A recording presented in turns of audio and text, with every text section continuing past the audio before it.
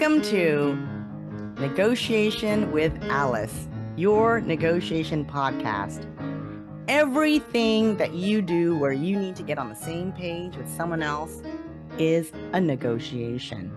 So whether you have to negotiate a contract with someone, or you simply need your boss to sign off on that program that you'd like to implement, or you want to figure out how to rebalance the chore structure in your home, or talk about what vacation you want to go on. All of these things are negotiations. So in my podcast, we go over both personal and professional conversations, which all are considered negotiation, and I will give you tips on how to come out ahead. Welcome to the show. Welcome, listeners, to another episode of Negotiation with Alice. Today, I've got Danny Goldberg here with us today. Hi, Danny. Hello. So I'd love for you to share with my audience who you are, where you are, and what you do. Thank you, Alice. I appreciate you having me.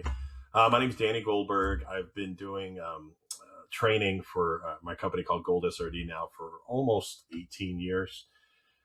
My background, I'm based here in Dallas, Texas. My background is accounting, auditing, but I've kind of gotten out of that more and more over the past few years. And I kind of describe myself more as a serial entrepreneur now because I've got a sports memorabilia company and I'm launching two new companies this summer. One's going to be, it's called Crowne Cloth. And Alice, you might not relate to this, but I'm going to tell you about it anyway. It's for us follically challenged folks, when it gets hot, you kind of got to wipe your forehead. And I was at a dinner with my girlfriend a year ago, and she said, "Don't pull out that little towel because it's gross." And I'm like, you know what? That's fair. So I tried to use a silk pocket square. It didn't work. And so we came up with this. It is a silk pocket square and then a microfiber towel on the other side. So we're about to launch that here in the next month, which I'm really excited about. And then we're also developing a dating/social media app for, I would say the best way to describe it is Love is Blind, but a social media, a dating app. So we're really excited about that because people are so physically centric nowadays that it's nice to, I think a lot of people are wanting to get away from that and really meet somebody they connect with versus they only look like how they look. Right. Awesome. And so I know that you've had a lot, with all the different entrepreneurial things that you're doing, you do a lot of negotiations, and you also wrote a book basically around negotiations. Why don't you tell us a little bit about that, and then we can dive into the topics that you cover in the book. Yeah, it's the new book that I wrote is called A Little Bit of A-Hole. It's a little provocative title, but it's purposely provocative because I think there's a lot of people, and this relates really well to negotiation skills. People get taken advantage of when they're too nice. And if you're a people pleaser, you almost lose sight of your own identity because you're only focusing on helping others versus helping yourself. And there's got to be a balance there. And if you're a people pleaser, you almost lose your self-confidence as well because you don't even know who you are anymore. So how that relates to negotiation skills, if you're a people pleaser, you agree to literally everything. You're not worried about getting what you want. You're worried about ending the conversation as quick as possible. And so, our book really focuses on the ability to say no and be comfortable saying no. Take a step further, comfortable saying no without having to explain it as well. And then also being able to put boundaries around a situation and letting people know that, hey, Alice, I'm a nice guy, but I don't want to be liked. I want to be kind. I want to be respected. I'm not worried about being liked. And I think people over focus on that, especially when they set boundaries. So it's healthy to set boundaries between professionals, loved ones, kids, etc., because it helps them grow and it helps you grow as well. So let's talk a little bit about setting boundaries, right? So a lot of that is communication and being able to communicate it. The other piece of it is about knowing what your boundaries are, right? Because I can't communicate to you what my boundaries are if I haven't quite set them. So talk a little bit about how people can first figure out what their boundaries are and then go about setting them with other people. Well, as a recovering people pleaser, what I always do is I think about, can I live with this decision? Am I going to feel guilty about it? It's almost like fraud rationalization. It's like, oh, I'm going to rationalize this behavior because they haven't been good to me. I'm going to rationalize behavior because, again, I just want to make her happy or him happy. It's like, if you can live with your decision, it's probably not something you want to focus on. But if it's something where you almost feel almost an ick inside because you're letting someone take advantage of you, that's time to set the boundary. That's kind of what I focus on because I give people a lot of leeway, Alice. Like I said, I'm a pretty nice person, but overall, there's certain things that I'm not going to let you do. And if you cross those, then it's going to be we're going to have a conflict, A, and it might be the end of our relationship, B, which is okay because you didn't respect my boundaries in the first place. Great. So you talked about, the ick, right? And so it sounds like it's more like intuitive, right? That you're going with your own feelings, that sort of gut feeling of like, I don't really like this deal, or I feel like I'm getting shafted in this deal. Yes. And Alice, I think what you do after you do that for a few years, you start figuring out what is acceptable to you at all times and what's not. I'll give you an example of my son. He just finished his freshman year in college. Great kid, but loves to spend money. Loves to spend money that is not his. And so loves to spend money that's not his on his girlfriend. And so I had a long conversation with him at the beginning of the semester. I said, buddy, you're going to be on a strict budget and here's your boundaries. And he abused those at first. And so we had to cut back on everything. And, like 2 months ago, he called me up 2 days before the end of the month. He said, hey, can I get my money? I said, no, I'm sorry. You get your money at the beginning of the month. If you start getting it early, you're going to run out early. It doesn't make sense. So you've got to figure out the next few days. And he did. And he told me, he said, this has helped. It's actually helped our relationship. Maybe he's grown a little more respectful of me because he knows I told him, I said, you're not going to make the money I make when you get out of college. And if you do, thank God, but until then, you need to learn how to budget. You've got to learn how to eat on the cheap. You're a college student, act like it. So that's helped me with him quite a bit. So then one of the things I'm hearing is that once you set the boundary, it's really important to allow natural consequences to fall into place, as opposed to having someone come back, renegotiate those same boundaries, and you end up acquiescing in that negotiation. So Alice, I'll explain it from the point of view of my my speaking company. I have my rates, and they're not cheap, but I always tell people there is some leeway. But I had one client offer me 40 cents on the dollar to come speak in Florida, for 4 hours. And I'm like, I'm not going to do that. That doesn't make sense to me. But I said, if you can book me 3 other places to speak and I can make up that difference, then we can talk about it. So I want to make sure people know that, with negotiations, I think you have to be flexible. But again, I know my bottom line, and no matter what, I've got to make this in a day before I go on a plane. That's, kind of determined. Again, that rate's changed over the years. But as soon as we hit that floor, if we don't hit that floor, there's room to negotiate based on, what we're talking about, how long it's going to be, who I'm working with, because there's some jobs I'm willing to take a little bit less on because I enjoy the topic. I enjoy the people. So you've got to understand what those boundaries really are after they formulate over a few years. And they're going to ebb and flow for sure, but making sure that you stick to those boundaries. Again, if they want to renegotiate, we can talk. But again, sometimes the answer is, no, that's not going to work for me. And I don't need to explain it at that point. I think in society, we feel like we have to explain all of our decisions at all times. Sometimes a simple no is much stronger than an explanation. I like what you're saying too, that in negotiations, first of all, we want to expand the pie. And so for my listeners who don't know that term, expanding the pie means figuring out what other things can we add to the negotiation where it can be a win-win. So that's number one. And number two, I really like how you're talking about, basically, this is creativity, how to be creative with your negotiations. When you said, hey, if you bring 3 other paid speaking gigs to me, I'm happy to do yours. It's like a buy 3, get 1 free deal, right? Mm-hmm. And so to be able to think of that, because so often, especially when people feel like they're not great at negotiating, they don't think creatively because they just think, okay, I got to set my boundary and I got to say no. And the answer is no. And the answer is no, right? And so instead to say, okay, let's think about this. I can't do this deal, but we can add these other things. And it's interesting you're talking about your son. I had a similar instance several years ago where he got his screen time taken away because he didn't do his chores. But because his mom is a negotiation expert and he has learned from me, he came back to me later and said, what additional stuff can I get done for you in addition to the things I didn't do so that I can get the screen time back early? And I was like, okay, we're talking now. Like the negotiation is now reopened, right? And so I did not think like, just no, this is your punishment. He was willing to do things that were like my chores, well, I'm happy to like do that deal, right? Oh yeah. And so eventually he went and did everything, all the things he didn't do for himself, as well as the things that I put on top, and he got his screen time back early. What a True. fantastic deal, right? Flexibility is key in all of this too. And it's funny because I would negotiate with my kids when they were younger, and I'd say, okay, I'll give you $20 to do this. And then they try to negotiate. I say, guys, do not negotiate with me. Because he'd say, okay, 25. I'd say, okay, 15.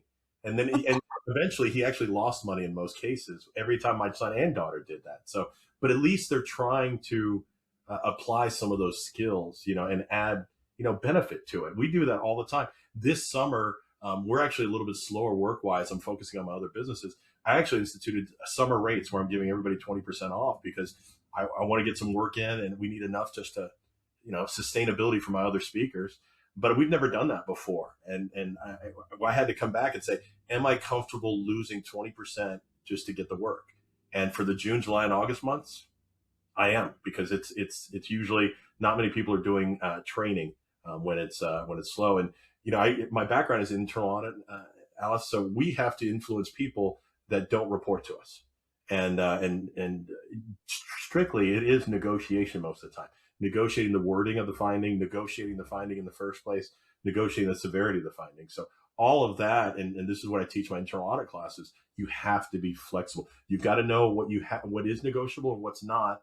Everything that's negotiable, fair game. Let's talk about it. So that brings up a couple different things. So number one, obviously, in order to find out what is negotiable, it's always good to do your research, right? Do your homework, learn what it is. But the other thing that people don't talk about too much, and I want to dive down a little deeper in this, is that every single industry has its own niche, has its own jargon, has its own things. And so even if you say, well, I'm going to go and research it, I feel like it's really important to talk to someone who's in that industry, if you're not in that industry, to understand deeply what are the things that are very specific to that industry. What are your thoughts about that? 100%. I agree with you.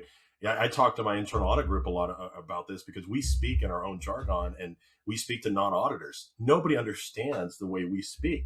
I always make this joke. My son was doing some math homework a couple of years ago. He said, "Hey, Dad, is this right?" I said, "It appears reasonable," because that's standard internal audit language. And he looked at me and was like, "What the heck are you talking about? It's either yes or no. It doesn't appear reasonable." I'm like, "I know. It doesn't make sense, but you've got to be you're right. You've got to do your research and be prepared for those conversations, and not focus on or understand the jargon enough to respond to it."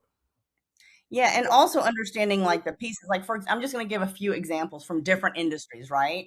For example, I was talking to someone who does nothing but like she worked at the car dealership, right? So one of the things she said is out the door price. That's jargon, Yeah. right? It has a very specific meaning, and if you walk in with that jargon, they're going to think, oh, she knows or he knows a little bit more than we expected, and so the power dynamic is going to shift, right? 100%. And, another woman, she does speaker gigs. And so she's constantly negotiating contracts. And one of the things she talked about was, hey, did you know that you can negotiate like having a booth and having that booth be in a high trafficked area? Yep. I'm like, oh, that's fascinating, right? Because a lot of people are so focused on the speaking fee. They don't think about all the additional things like negotiating time after the talk so that you can have one-on-one, conversations and sell your book or that sort of thing. Or that they purchase a book for every single attendee, right? So there's like so many things that if you don't know what you don't know, you're going to be missing out on the negotiations. I've done that on numerous occasions where we're either including a book or they're for the speaking gig or they're pre-purchasing them. I spoke at a conference probably 5 years ago, and it was a very small conference, but there was still about 800 people there, and they couldn't pay much. So I said, give me the email list, and they were fine with that. So from my standpoint, I'm getting benefit and they feel better about what they're giving me. So it's a win-win. And that's where negotiation, I think you got to focus on, is you want to make sure someone leaves the table comfortable with what they did and you're comfortable with what you gave them. Yes. And also like a lot of times, for example, the book, a lot of times those things come from different budgets, right? So then they're easier to negotiate because of, the purchase of the book might come from a different budget than the speaker fee. Yes. Yeah, no, it's a great point. And again, I think flexibility is key in any negotiation, quite frankly. And so can you give my audience a little bit more tips on like how they can set boundaries, right? If they're feeling, if they, especially particularly for the people pleasers, right? If you're a people pleaser and you're trying to set your boundary, what advice can you give them? Um, I'll go back to saying know what you're comfortable with, and know if the boundary is logical. And I'll give you an explanation of that. With my girlfriend, she is supported by her ex, and she asked me, "Hey, can you buy me this? Can you buy me this?" So she always does that, which is fine. But the ex pays for the house, and I told her, I finally said, "I'm not paying for anything in your house." She goes, "Why not?" I said, "It's because it's your ex's house. That's his responsibility. I'll take you to dinner. We'll buy you clothes, no problem. But I'm not going to pay for that." We had a huge fight, but I felt better about my decision, Alice, and she's actually respected it now for a few months, where she rarely asks for anything that goes in the house because, again, it doesn't make sense. So to me, it was a very logical decision that I could explain, and she couldn't rebut. Quite frankly, there was no good rebuttal to. She was like, "Yeah, okay, that makes sense," even though she didn't like it. So I think it's got to be a logical decision, and I think you've got to understand what you can live with from a conscious standpoint. I think that's what's best, because and this 20% deal I'm doing this summer, it's like I feel comfortable with the last lock up 20% revenue, because we don't have much work, so I want to fill our slots as much as possible. So if you said 40%, I'd say no, I'd rather not work at that point. So you've got to figure out what that boundary is that you're comfortable with, and it might be from a budgeting standpoint too. Is here's what I need on a monthly basis. It could be just a feel. For me, it's strictly just a feel. I feel comfortable with that. Another really good tool, it's a very powerful tool, is, and you kind of did this when you're talking about your own decision to discount your summertime speaker fees, is the power of the reframe, right? Where you reframe something so that it's not like you did that for yourself, right? Because you said, look, would I rather not make much money, or would I rather make some money? Mm-hmm. And so the reframe there is not about, you know, should I discount it? Am I worth less money? Right? Like that's not what you were looking at. You were looking at like, how much money would I like to make? And then you adjusted everything so that you can get to your goal. So I think people can use the reframe either with themselves, so that you reframe something or shift your perspective, or you can do it even when you're having an argument. I don't know if you use it at all in that particular argument with your girlfriend, but yeah, go ahead and talk about how you use the reframe. It was funny, Alice, because I would just push back on her a lot on stuff. I'm like, no, I'm not going to do that, and we'd have arguments. And I finally said, okay, how can I push back? To your point, reframe it to make it more logical. And I went with the route of, hey, it's his house. He pays for everything for the house. I shouldn't be doing that. And again, she would argue with me still, but the argument became less and less because I reframed it from a really just a logical perspective. I think it makes sense. Yeah. So I think that people really should keep their creative brain on. It's funny because when you talk about negotiation, people don't necessarily think about it being creative, but I feel like if you are a good negotiator, you really have to use your creative brain like constantly, right? Alice, let me ask you something. What's the wildest thing that you've negotiated before? Because I believe everything in life is negotiable. I really do.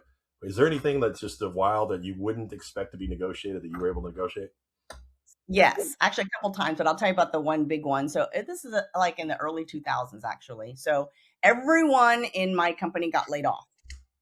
And they said, we're going to move the entire company to the East Coast because we want cheaper real estate. We want cheaper employees. So they basically said no one is going to be brought to the other place in Pennsylvania, right? I negotiated my job back. I was the one person in the entire company that negotiated my job back. Wow, that's awesome.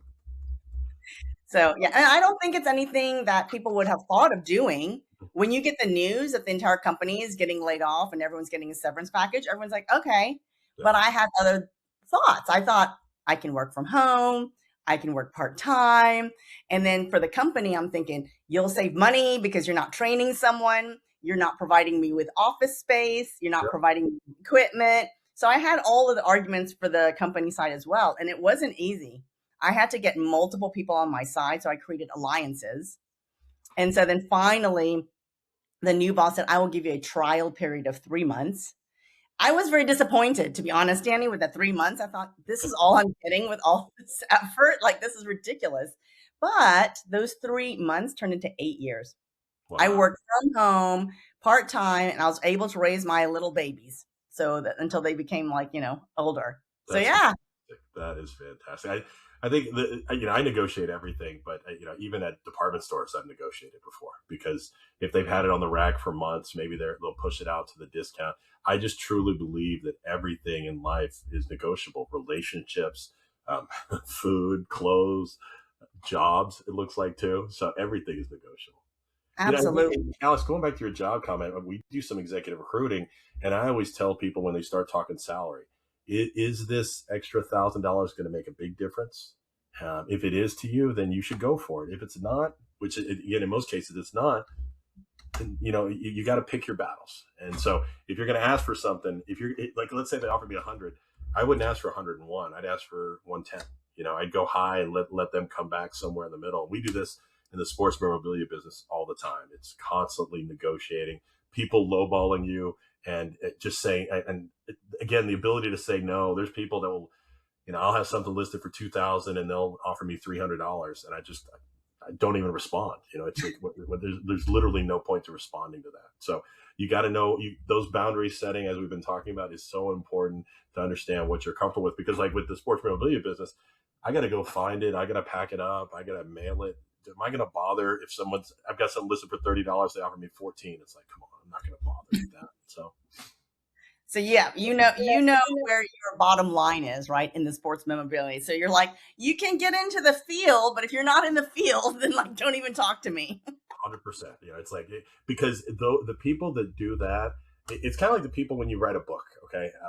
I have friends that will say, I know I'm going to pay you for this book no matter what. I've got other people who say, give me a free copy. The people that give a free copy are the people that lowball you on everything, because if they're a problem now, they're going to be a problem later on too. They're going to track their package and email you 15 times if it's not there on time, because I can control the post office. So, yeah. Those people I just try to stay away from, because they're problem children. Yeah, I know. Those are basically red flags. So look for those red flags and adhere to them. Very much so. This has been fabulous, Danny. I would love for you to share with my audience if they want to get in touch with you, if they want to buy your book, how can they find you? How can they find your book?